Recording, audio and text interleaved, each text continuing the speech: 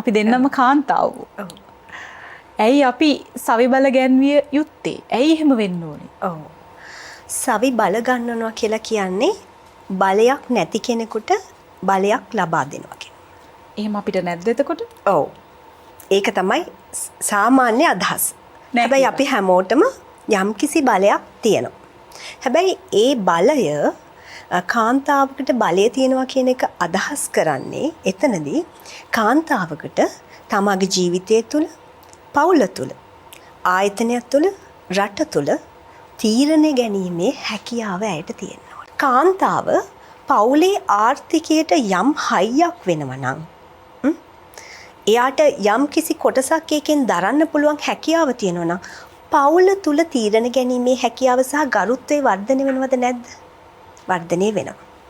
අපි කාන්තාව සවි බලවන්නන්න ඕනේ මේ පැය 8-5 ඩියුටියක් කරන්නම නෙවෙයි.